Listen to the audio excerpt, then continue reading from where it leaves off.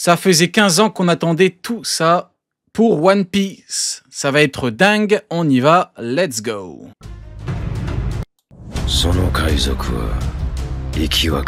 Oh, la voix de Shamrock, mesdames et messieurs. Là, c'est le moment un petit peu fanboy, oui. Désolé, les mecs. La voix de Shamrock, elle est extraordinaire. Il a une voix d'une profondeur formidable. Écoutez, écoutez cette douce mélodie. Écoutez.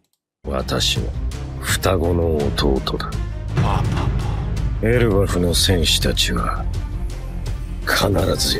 là là. Vous venez d'entendre la voix. Aïe, aïe, aïe, aïe, aïe, aïe, aïe, ils ont fait le taf, hein. Ils ont fait le taf. De toute façon, tout ce qui est lié à Shanks, dites-vous bien que tout ce qui est lié à Shanks, tu sais que tu auras ce petit truc où tu vas dire putain, je mange, là, regardez, regardez. Aura Farming, oui, oui, Aura Farming, oui, 1000 fois. Oui, oui, oui. De Shamrock Figarland, frère de l'empereur Shanks le Roux. Elle sera interprétée par le grand et unique Kenjiro Tsuda. Papa, regardez-le, Kenjiro Tsuda. Connu entre autres pour avoir donné sa voix au légendaire Seto Kaiba. C'est trop les mecs, c'est trop, c'est une légende ce type, c'est une légende. Yu-Gi-Oh! Et au très grand Kento Nanami de Jujutsu Kaisen, ou encore Hannes de Shingeki no La voix d'un ami dans JJK, Joker de Fire Force, mon goat, c'est trop, c'est trop. Kyojin et Kishibe de Chainsaw Man. Mais vous l'aviez en réalité déjà entendu dans One Piece. Une fois au cinéma avec Gordon dans One Piece Red, mais surtout avec Yonji Vinsmoke, frère. Bon, on va dire que Yonji, c'est pas le rôle de sa vie. Hein, mais on va dire que, voilà, il a rendu service. Voilà, il a rendu service, un petit truc. Vas-y, Yonji, vas-y, j'ai un petit trou de planning. Vas-y, c'est bon, t'inquiète, je vais te rendre un service, y a pas de problème. De Sanji. Oui, que ce soit Yonji et Shamrock, les deux sont des frères cachés de personnages principaux, apparaissant tous les deux la première fois sous une capuche, faisant croire au lecteur qu'ils sont leurs frères. Et les deux sont dorénavant doublés par... Ah, vous vous rappelez, quand il y a eu Shamrock à Elbaf, ça nous disait c'est Shanks. Oh, la belle époque. Incroyable. On a vécu des moments incroyables. J'aime trop One Piece. Je vous jure, j'aime trop. On est là, des grandes discussions à 2 h du matin. Est-ce que c'est lui? Est-ce que c'est pas lui? Non, non, non, non, non, non, non. On mange trop bien. Kenjiro Tsuda. Bonjour à tous et bienvenue au Mont Corvo. C'est désormais officiel, One Piece change de format et on vous explique tout. Nouveau visuel pour Elbaf, révélation unique sur la suite du manga et Eiichiro Oda qui répond à un mystère vieux de 15 ans. Aujourd'hui, on fait le tour de l'actu One Piece. Si le oui, oui, Queen, mesdames et messieurs, Queen. Et le père... Bah en vrai, on va en parler pendant la vidéo en vrai. Ah, moshi moshi, testo testo, sekai, sekai, oto seyo. Watashi wa Dr. Vegapunk. これから残すメッセージにみんな驚くと思うが、それが世界の真実である。 C'est donc officiel, comme nous vous l'annoncions il y a un an, l'animé de One Piece change de format pour devenir saisonnier. C'est quoi votre avis? C'est historique, hein? Depuis fin des années 90, c'était hebdomadaire. Hein. De temps en temps, il n'y a pas d'épisode quand il y a des marathons, des trucs du genre. Mais là, tu passes vraiment à un tout autre format. Hein. C'était peut-être le dernier grand animé fleuve de mémoire. Hein. Est-ce que c'est le dernier grand animé fleuve? One Piece. Je crois bien, ouais, je crois bien. À partir de 2026. Et voici tout ce que cela implique. La fin d'Egghead Island, prévue pour le 14 décembre 2025, qui adaptera le chapitre 1122 avec la toute première apparition... Joy Boy, Joy Boy de Joy Boy, sera suivie d'une pause de 3 mois pour démarrer proprement Elbaf en avril. Désormais, une saison de One Piece contiendra 26 épisodes, divisés en 2 parties de 13 épisodes chacune.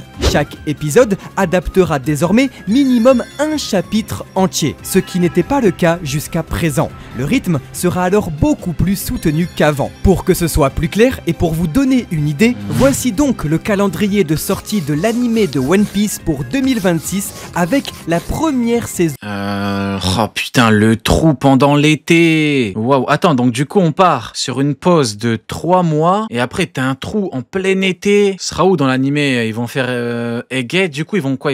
Ça va faire chelou un peu, hein. D'Elbaf en 2 parties. À noter que les dates précises peuvent encore évoluer. Elle commencera donc en avril avec une première partie de 13 épisodes tous les dimanches, puis une pause de quelques mois. Il y aura la Coupe du Monde en été? Avant d'enchaîner sur la deuxième partie de 13 Putain, mais la Coupe du Monde elle est aux States d'ailleurs. Il y aura des horaires de fou. Ah ouais. épisodes. Ainsi, vous l'avez compris. C'est vraiment de la merde, hein. Coupe du Monde aux States, One Piece qui sépare en 2. Oh là, quelle misère. Quelle galère. Au rythme de 1 chapitre par épisode, cette première saison C'est là où Oda il dit oui, allez, et le manga en mensuel. adaptera Allez hop, allez tous vous faire foutre. tout l'arc d'Elbaf jusqu'au flashback de Loki et l'histoire des Rocks pirates. En effet, l'arc d'Elbaf débute au chapitre 1127. À cela, ajoutez 26 épisodes, donc 26 chapitres, et nous arrivons au chapitre 1153, soit le premier chapitre du flashback du roi Harald. Ce changement de format intervient dans un contexte particulier, où pour la première fois, la Toei n'est plus le seul studio possédant les droits d'adaptation pour One Piece. Ouais, mais bon, ils vont taffer avec du coup, en étroite collaboration.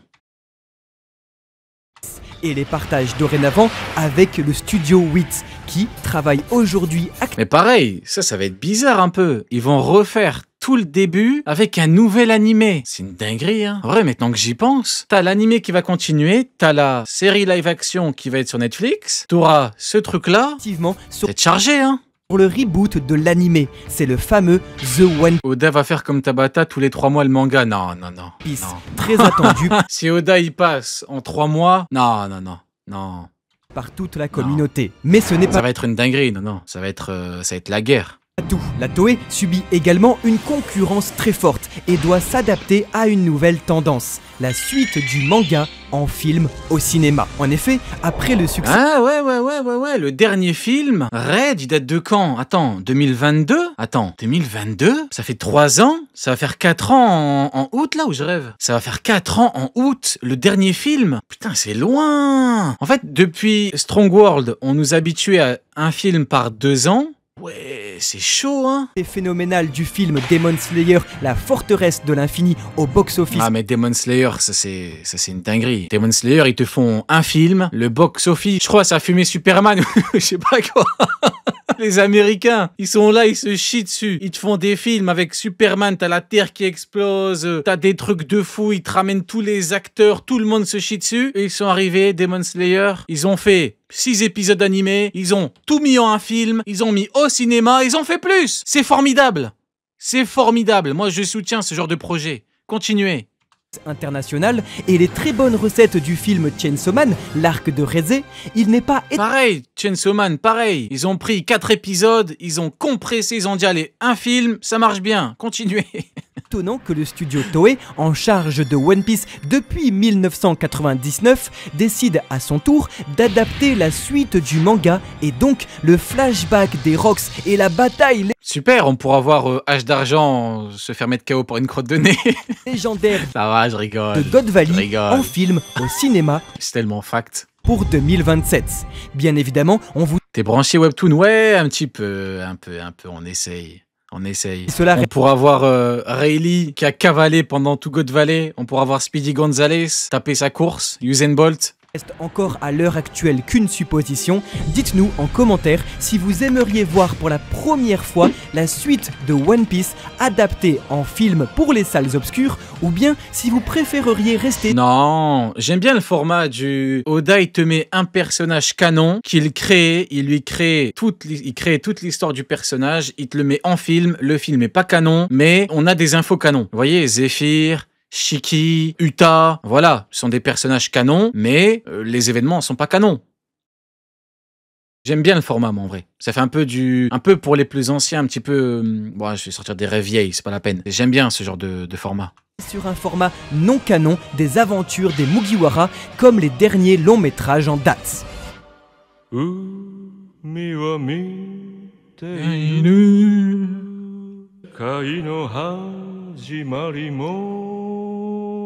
C'est avec une immense tristesse que nous apprenons le décès de Tatsuya Nagamine, réalisateur de One Piece Z et de l'arc Wano Kuni. Il faut savoir que c'est grâce à cet homme que l'anime de One Piece est ce qu'il est aujourd'hui. En effet, quand Nagamine arrive comme réalisateur principal à l'épisode 892, RIP, s'il vous plaît dans le chat, max de RIP pour cette légende, max de RIP dans le chat, repose en paix. L'anime, qui était jusque-là très, voire trop classique, prend un virage monumental. Il rassemble une équipe d'animateurs à l'international, dont Vincent Chansard, que nous avons interviewé, et change de tout au tout. Nouvelle direction artistique, meilleure animation, mise en scène comme au cinéma, c'est le renouveau de One Piece sur le petit écran. Sans compter le génial film Z, qui lorsque nous l'avions vu au cinéma en 2012, nous avait époustouflé. Ah oui, le film Z d'une qualité exceptionnelle. Ouais, un homme, beaucoup de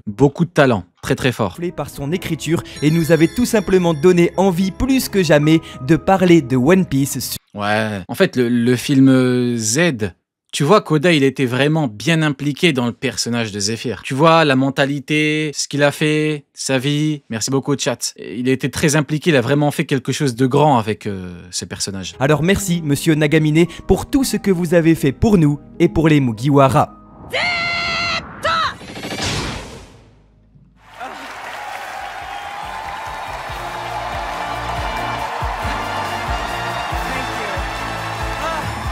Le ballon d'or de la plus grosse merde de One Piece.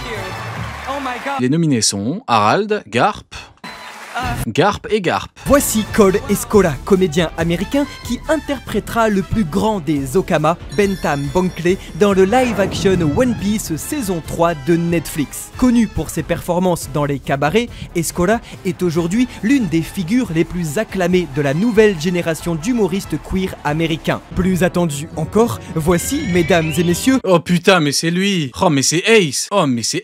Il a vraiment la coupe et le regard bienveillant de Ace. C'est fou. Vous attendez la saison 2 ou... En vrai, moi je vais pas vous mentir. Moi la saison 1, je me suis régalé. Après c'est pas un secret, je me suis pas caché. J'en ai beaucoup parlé. Mais je pense que pour la saison 2, on fera des espèces de live review. Mais peut-être épisode par épisode. Peut-être. Peut-être en fan cross guild. Ouais, ça va être compliqué en vrai. S'il sort tous les épisodes d'un coup. Ouais, je sais pas, je verrai en vrai. Ouais, je verrai, parce qu'en vrai, ça peut être compliqué. Ouais, le format review, quand t'as tout qui sort d'un coup, ouais, chaud. Ouais, j'avoue qu'avec du recul, je verrai. Mais moi, Bonkley contre Sanji. Là, en fait, c'est surtout la fin du combat Bonkley contre Sanji. Le coup de fin en mode Okuto no Ken, pour ceux qu'on la ref, incroyable. Vous voyez, un petit peu en mode Kenshiro, technique, c'est fort. C'est fort. En fait, ça dépend. Parce que la dernière fois de la saison 1, ils ont mis tout d'un coup. Là, peut-être qu'ils vont faire le format épisode hebdomadaire. Peut-être. Donc, si ils le font, je ferai épisode par épisode. Acteur qui incarne... D'ailleurs, j'avais été invité sur le tournage de la série. Mais il y a un monde où je négocie pour pouvoir react au moins les 2 premiers épisodes. Il y a un monde où je tente. Il y a un monde où je négo. Ça peut le faire. Je vais voir avec eux si c'est faisable. Je vous en parlerai. Ça peut se faire éventuellement, je verrai avec eux. Mais officiel, l'acteur mexicain... Ah, je vois que ça aille pas mal. Si vous êtes chaud, je me mets sur le dossier. On a les contacts. Si vous êtes chaud, je me mets sur le dossier et on tente un petit truc, sympathique. Tout comme Inaki Godoy portera le chapeau... Ouais, c'était en Afrique du Sud. ...du frère de Luffy sur Alabasta. Pour rappel, la saison 2 contiendra 8 épisodes s'étalant de Lockdown jusqu'à Drum et sortira sur la plateforme qui fait tout doom le 10 mars 2026. La saison 3, quant à elle, n'a toujours pas annoncé sa date de sortie et se concentrera entièrement sur l'affrontement entre le Baroque Works et la libération du pays d'Alabasta. Insolite. Oh, c'est chaud. Ah, on peut vraiment avoir un bon truc. J'avoue que les combats... Il n'y a pas eu le casting encore pour Mr. One, hein? Je crois pas qu'il y a encore. L'âge moyen des fans de One Piece au Japon est de 38 ans. Quoi? L'âge moyen des fans de One Piece au Japon est de 38 ans. Ça a encore augmenté. 38 ans l'âge moyen. La dernière fois qu'il y avait eu une étude, c'est, je crois, la trentaine. Hein. Eh ben, l'âge du prime. On n'est pas loin. 38, 40, 41. On est quasiment dans l'âge du prime. On est dans ces alentours. On est dans ce truc-là. Une étude a été publiée dans le magazine Nikkei sur plus de 4000 personnes interrogées, tous âgés. Bizarre. Les Japonais à leur prime, ils lisent quoi? One Piece. Bizarre. Entre 10 à 69 ans. Le résultat est unanime, One Piece arrive, malgré sa longévité, à fidéliser ses fans qui, avec les années, ont grandi, voire vieilli, mais continuent de lire le manga. Aujourd'hui, un lecteur moyen de One Piece a donc 38 ans, très loin de la vision de l'auteur qui, en interview, continue de dire qu'il dessine pour les enfants et cible son lectorat à un âge de 15 ans. Et vous, quel âge vous avez? N'hésitez pas à le dire en commentaire pour voir si vous êtes dans la moyenne. Toujours dans... Alors moi j'ai dans une fourchette, j'ai entre 18 et 75 ans. Voilà, c'est la fourchette. Maintenant vous en faites ce que vous voulez. Il n'y a pas de problème les mecs. Dans l'actu insolite, le fan site La Volonté du Dit fête ses 22 ans. Créé en 2003, il est à ce jour le forum spécialisé dans One Piece, toujours actif, le plus vieux de France. Un mastodonte qui était là bien avant... Quoi? 22 ans. Toujours dans l'actu insolite, le fan site La Volonté du Dit fête ses 22 ans. Créé en 2003, il est à ce jour le forum spécialisé dans One Piece. Créé en 2003. Toujours actif. La fourchette de fou. J'avoue. La fourchette de malade. Le plus vieux de France. Un mastodonte qui était là bien avant la naissance de YouTube et qui continue à être actif après toutes ces années. Jamais l'équipe n'aura arrêté d'alimenter et de mettre à jour le site. Alors, si vous voulez aller rendre hommage à leur travail, on vous met le lien en description. Niveau goodies, oubliez Luffy, Zoro, Shanks ou encore votre waifu préféré. Car pour la première fois en 28 ans, c'est au tour d'Eiichiro Oda en personne d'avoir droit à sa propre figurine officielle. Elle sera disponible en exclusivité chez OP Base Shop à partir du 5 décembre 2025 pour un prix de 2200 yens, soit environ 12 €. Mais vous avez encore rien vu. Découvrez le tout premier papier toilette. Oh là là! Alors là, je vais en acheter des rouleaux et je vais en faire gagner. Ne les achetez pas, je vais les faire gagner. Ne les achetez pas, ça sert à rien, je m'en occupe. Je vais les faire gagner. Avec mec qui abuse. Uniquement que les personnages. Attends, quoi? Les plus Si tu mets Garp dedans, j'achète le stock. J'en offre à tout le monde. Gros bâtard. J'abuse. Tester du manga. Alors, si vous avez envie de vous essuyer avec le visage... Alors là, le truc de malade. Mais ils sont fous. Mais qui a eu cette idée? Mais quel malade mental s'est dit je vais faire du papier toilette? Qui a validé ce truc de malade? De Roshi, de Spandam ou encore de Carlos, le PQ sera disponible à la vente également à partir du 5 décembre pour le prix de 3 € le rouleau. D'accord. Charlos, ok. Elvida, ok. Mais attendez, c'est toujours pas fini, mesdames et messieurs, vous pourrez bientôt acheter la Vivre Card de Ace. Il n'y a aucune vanne, elle sera disponible en vente le 4 décembre prochain en même temps que l'élastique de Sop. Non mais... Je veux bien qu'on rigole, mais... L'élastique... L'élastique de Sop. C'est trop... Je veux bien, on m'a dit le business et tout. Le business is business, comme on dit. Mais vas-y, abuse l'élastique d'Usopp, ça y est. Je veux bien, on rigole. Je veux bien. Mais là, tu prends un élastique random de n'importe quel paquet d'élastiques où il y en a 500, tu mets un truc d'Usopp derrière. Non, non, vous voyez là, faut pas abuser. Voilà. Je suis mort. La maladie mentale. Ah, vous faites ce que vous voulez de cette info. Si tout cela vous intéresse, que ce soit le PQ, l'élastique ou même la Vivre Card, on vous met les liens de Base Shop en description. C'est tombé, One Piece est le manga le plus vendu de 2025. Le manga le plus vendu de 2025. Il a repris son trône. Eiichiro-Oda le GOAT. Il est revenu. Plus de 4 millions de copies écoulées dans l'année, le roi retrouve enfin sa couronne. Et 6 ans après, le W les mecs, Big W. Big W pour Oda, pour One Piece dans le chat. Après avoir régné en maître pendant 2 décennies entières, les années 2020, il était plus premier. Et à la fin, in fine, le roi est revenu. W les mecs, Big W. Numéro 1 retrouve sa place. Une place qu'il avait perdue face à Demon Slayer, Blue Lock et Jujutsu Kaisen. Pour rappel, sur ses 28 ans d'existence, One Piece aura été numéro 1 des ventes durant 10 ans. D'ailleurs, de mémoire, au niveau de Manga Plus, au niveau de Egghead, il était plus premier, mais depuis Xebec, il est full premier. Il est revenu premier grâce à Xebec. Voilà. Formidable. Xebec le GOAT. Il a fait plaisir à tout le monde. La grande régalade. 8 années et fut battu dans les années 2000 uniquement par Nana et Death Note.